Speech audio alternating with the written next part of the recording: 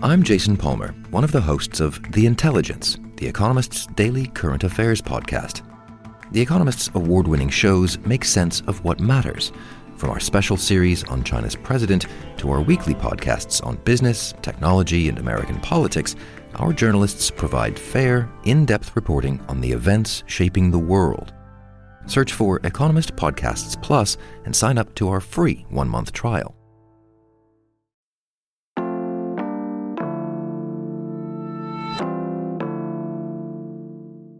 Today on CityCast Pittsburgh, one of the city's oldest powerhouse companies is being sold in a multi-billion-dollar deal. One municipality is getting new trash cans, and not everyone is thrilled about it. And we find out what Pittsburgh opinion people most want to fight about. It's Tuesday, December 19th. I'm Megan Harris, and here's what Pittsburgh is talking about.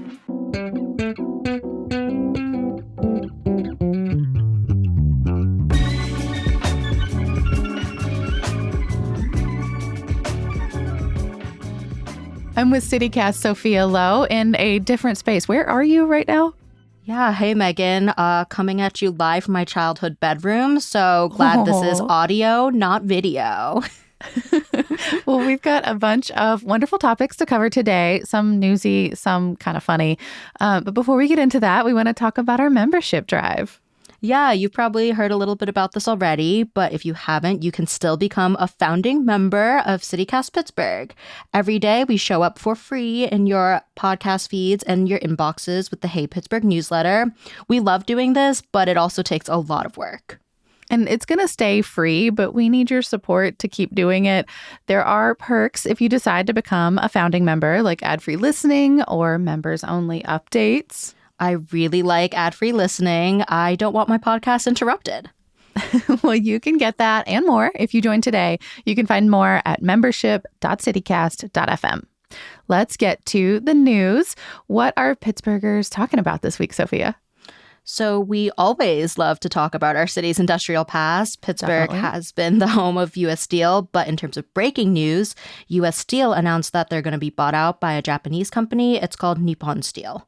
And we knew that was coming. U.S. Steel's been pretty clear that they've been looking for a buyer for a while now. Well, now it looks like it's happening. The details are still floating in as we're recording this Monday morning.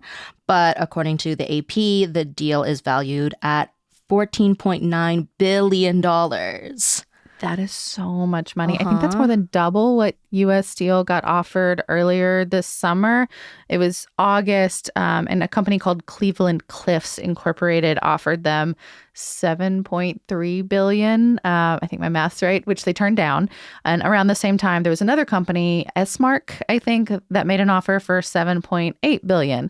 But that company pulled it because union workers preferred Cleveland-Cliffs. Yeah, well, few months later, this one with Nippon went through, and I wanted to make sure I was pronouncing their name right, so I was looking for a YouTube video from them, and Megan, you have to look at this ad, or I guess intro to their company on their YouTube channel. I'm sending it to you right now. It is not what you'd expect for like a company intro video, or at least not what I expected as a here's what we do. What you are looking at right now is a blast furnace for making steel. In uncountable ways and forms, steel is indispensable to society. Be the best steel maker. This thing is so dramatic. The drums. The shots, like all of the panning views. They are used to, you can tell that they're not making this for people who actually know how steel is made. I knew you'd love it. But on a more serious note about how this announcement will affect people in this region, the United Steelworkers Union put out a statement about the acquisition, and they are not happy. No. They said, quote, "Neither U.S. Steel nor Nippon reached out to our union regarding the deal, which is in itself a violation of our partnership agreement that requires U.S. Steel to notify us of a change in control or business conditions." Yeah, U.S. Senator John Fetterman actually just put out a video about that. When he's in town, he actually lives across the street from a U.S. Steel facility, the Edgar Thomson Works in Braddock. In the video he posted, he's on his roof with these smokestacks in the background. He says, quote, "It's absolutely outrageous," end quote, that U.S. Steel would sell itself to a foreign nation. Here's him talking. Steel is always about security as well, too. And I am committed to doing anything I can do from using my platform or my position in order to block this. And I'm going to fight for the steel workers and their union way of life here as well, too. And we cannot ever allow them to be screwed over or left behind. So Nippon Steel says they'll honor bargaining agreements and wants to maintain those working relationships. I'm not sure if the companies and union have actually met yet, but the union statement I referenced earlier also said that the decision not to reach out beforehand makes it seem like Nippon Steel doesn't really have a grasp on the current union contract and those benefits. So I think there's some doubt from the workers' perspective about whether this is actually going to be beneficial in the long run. Yeah. What about the U.S. Steel Tower? I mean, it's literally the biggest and tallest corporate landmark in the whole city. Yeah, so even with this buyout, U.S. Steel will still have a headquarters in Pittsburgh, so I guess you can keep all your Steel City merch. And they can never take that away from us. That being said, the Trib said that they don't know what's going to happen to the steel factories in the Mon Valley, but Which includes the Edgar Thompson Works that Fetterman lives right next to. Exactly. And I'm sure we'll learn more about how this whole thing will impact Western PA in the upcoming weeks. And we will keep an eye on all of this as more things develop. So what about you, Megan? What news have you been looking at? Something new for Penn Hills residents. They got free shiny new trash cans and recycling bins last week from the township. I don't know if you've been following this. I feel like it's like more of a thing in the outlying communities, but a bunch of little municipalities around here have been updating their trash trucks and their bins to try and speed up pickup. So this is for places that have the trucks with those big, huge arms that come off the side. They remind me of those impossible to win claw machine games from like arcades when we were kids. First, not impossible to win. I'm pretty good at them. I'm not. I'm terrible at it. But yeah, I know a little bit about this story. What really surprised me is that people seem angry about this, but they're free trash cans. So what's the deal? Yeah, someone claiming to be from the township posted on Reddit about how people were calling in and complaining about all these new cans. It was kind of funny. Yeah, I saw people were complaining about colors and sizes of the trash cans and recycling bins. It didn't match what they already had. Personally, if I got a free trash can, I'd be okay with any color because I'm less picky about things that don't go inside my home, which is much more carefully curated. Right? I kind of see both sides of it. Like, it is good for the township if they can do anything more efficiently. I get that. But also, this happened in my old neighborhood right before I moved. And with the new trash cans, like we got new trash cans, not recycling bins, but they were enormous compared to the old ones. And they took up a lot of like our very, very tiny garage. And especially for fancy people, I noticed this outside where I live, but kind of in my normal walk radius. A lot of people had those like covered areas where your trash can doesn't have to be in your space, but it doesn't have to be super visible. Gotcha. There's no way in heck that fit. Like, it definitely didn't fit. So you've made all these arrangements, and some of them were like permanent shelters, and the trash can absolutely would not go in there. So I can see why, some people might be a little annoyed. Okay, yeah, I wasn't really thinking about the space that would take up. And I'm peeking at the Penn Hills government website, and recycling carts are 65 gallons. That does sound enormous. Yeah, I mean, it's hard to I think kind of conceptualize that in your brain. But by comparison, Pittsburgh has a maximum size allotment of 35 gallons for all the cans. So that's recycling and trash. They also have a bunch of other rules and suggestions about how to safely dispose of all your junk, even big stuff like furniture, bicycles, grills. Although, obviously, if you can find a new home for stuff that just doesn't serve you anymore without adding to the landfill, that would be ideal. We'll link their suggestions in the show notes. Oh, and speaking of the city, they just finished up their blue bin program, too. It took a while, but the Pittsburgh Department of Public Works dropped over 100,000 blue recycling bins. Yeah, and actually, while we're on trash, this kind of reminds me of the hoopla about the Ravenstall trash cans. Sophia, this is a long time before you got here, but do you know what I'm talking about? No, absolutely no idea. Well, in 2009, the mayor at the time, Luke Ravenstahl, bought 252 steel trash cans for $1,000 apiece with the city's money. Whoa. And he put his own name on them. They read, quote, Mayor Luke Ravenstahl's 311 response line, meaning like acknowledging the 311 line, which is a good thing, but kind of taking credit for it, which some people said was sort of campaigning on city property. So the next mayor, Bill Peduto, who had been on city council at the time Ravenstahl did this, he used his very first executive order to ban any future politicians from putting their names on stuff. And he required the removal of any names that were already there, like Ravenstahl's trash cans. So like honorariums and memorials were fine, like the Bob O'Connor golf course, for example. But no toilets, no park entrances, no trash cans, nothing like that. It was so funny. It also sounds like a steel trash can would be heavy. It is. There was allegedly still one on the south side as of like a few months ago, but I haven't seen it lately to confirm. Well, I guess now I'll have something to look out for, but it sounds like they are very hard to find. Yeah, they got rid of most of them swiftly. And if you don't know anything about your trash days or what the rules are, you can check the city's website at pgh.st, so like the abbreviation for street. And I bet the schedules will be different right now anyway with the holidays, so probably a good time to check on yours. Yeah, I imagine some people might have trash pickup a day or two late. Yeah, like a delayed day or something.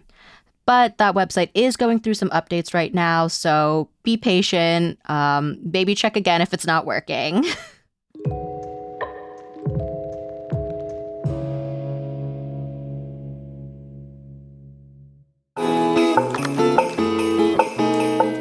Hey, CityCast listeners, Christmas is almost here, and we're celebrating with a little open house on Friday.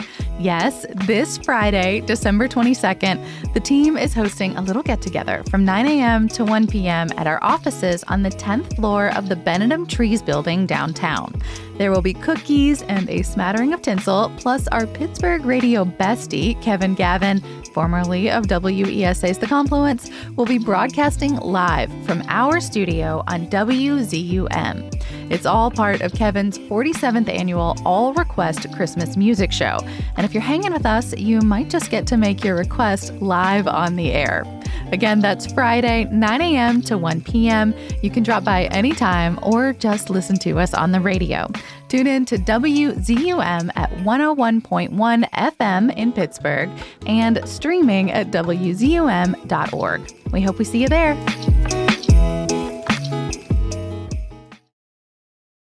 Okay, let's talk about something fun and frivolous. I know you have something up your sleeve. Yes, I'm very excited about this. This is something I saw on Pittsburgh Reddit a couple weeks back, and it's been making me laugh ever since. Someone asked, what is the Yinzer Hill you are willing to die on? Do you have one? Like a Pittsburgh hill of some kind? No, when I saw that question, nothing came to mind, but I started scrolling through the comments, and even though maybe I don't have a hill I would die on, I disagree with other people's hills that they would die on. Such as?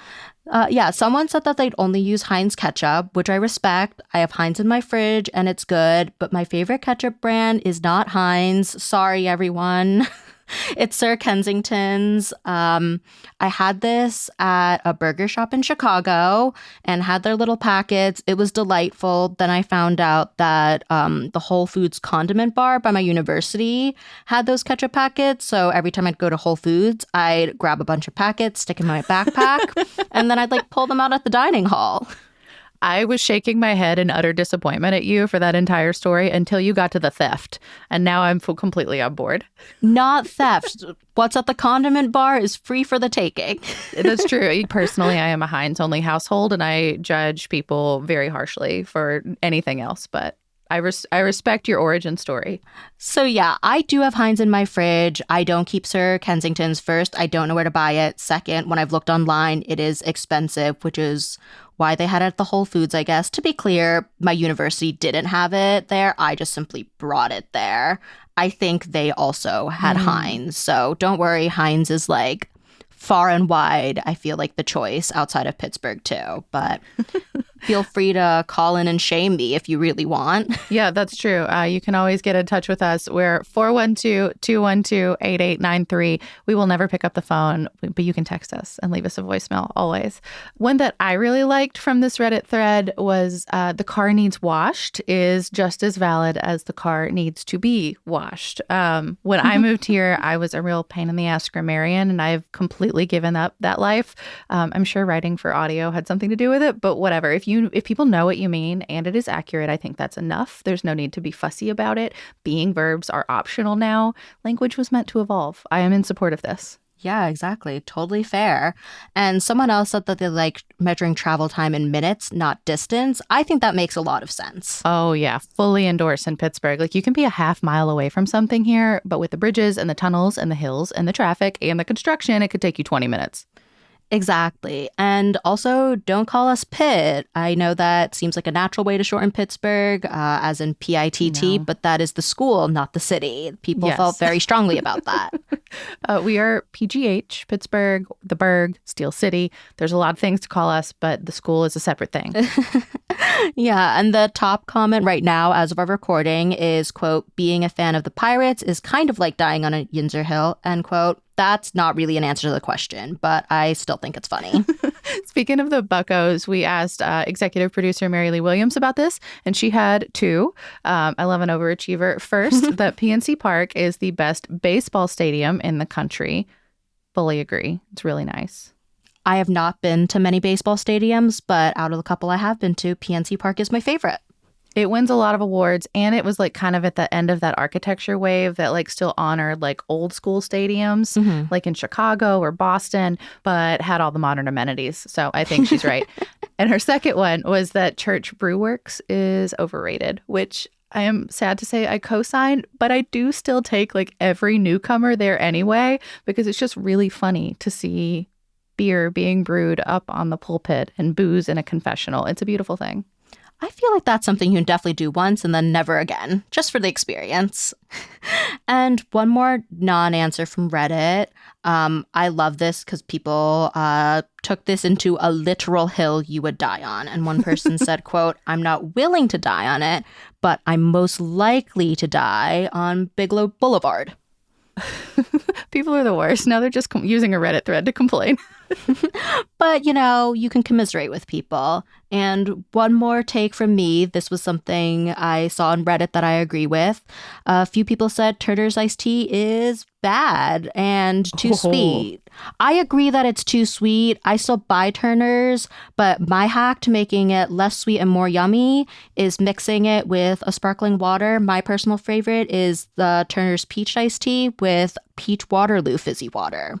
Okay, that is a very specific mocktail. I don't hate it, but I think it's like a nostalgic thing. Like, it's not tea to me. I don't treat it as tea or even what I know to be sweet tea from the South. Like, it's its own separate drink that is like, okay, sometimes, but yeah, I just don't qualify it as tea. I think that makes the difference. I know you also asked, hey, Pittsburgh newsletter, Francesca DeBecco, because she's right now the only one on our day-to-day team that was born here, if she had any hot takes. What'd you get? Yeah, she told us that if there isn't a cookie table at your wedding, she isn't coming. Okay. But she did follow up by saying she would make cookies for your wedding. That is a damn lie. Francesca loves love. She will absolutely show up for it. With cookies, it sounds like. With cookies. So invite her. And we'd also love it too if you join in the conversation with us. You can leave us a voicemail or text about what Yinzer Hill you die on. Like Megan said, we won't pick up, but we're happy to listen. And don't forget to leave your name and neighborhood, and you might just hear your response on the show. One more time, that number is 412-212-8893. That's 412-212-8893. And, you know, any opinions, feel free to call into Fen Hines or share another ketchup brand you love. I love ketchup. I'll try another one too. Don't you dare. And we want to end with a suggestion this week for how folks can get involved with some volunteerism. If you're not familiar, our Hey Pittsburgh newsletter every Thursday has a Help Your Neighbor section where we share different ways that you can be a good neighbor in the city of Pittsburgh. So when we do roundups like this, we're going to share one or two when, you know, we think you should know about them. Yeah. So one example that we have for you this week is from Pittsburgh Action Against Rape, or PAR. They have a service industry program that teaches workers how to do bystander intervention, so diffusing a situation if someone is being a jerk, creating safe spaces for guests and patrons, and basically just reminding folks how the community can intervene in preventing sexual violence. I saw this listing because I edit the newsletter, but they did a training recently with Grist House, the brewery in Millvale. PAR actually celebrated its 50th anniversary in the city last year. Oh, wow. And if you're interested, they can do this training for other businesses in the service industry too. So bars, restaurants, clubs, you just have to email plc@par, that's PAAR.net. Yeah, and the org also has a 24-hour confidential crisis hotline for survivors, and they're also looking for volunteers for that. This is something you can do remotely, and the website says the hours are flexible, so we'll also link that volunteer page in our show notes as well. And last one for today. I don't know if you've been following, but Pennsylvania recently expanded its eligibility for some state food programs and emergency food assistance. Francesca has put together a wonderful resource of ways that not only can you figure out if maybe you qualify for food assistance, but also if you have extra food this holiday season, places where you can donate to local food banks or pantries. So we will link that in our show notes. But if you want to go Google around, it's how to help your hungry Pittsburgh neighbors on the CityCast Pittsburgh website. That's pittsburgh.citycast.fm. That's all for today here on CityCast Pittsburgh. If you're liking what you hear, please write us a nice review on Apple Podcasts. It really does help people find us. We'll be back tomorrow morning with more news from around the city. Talk to you soon.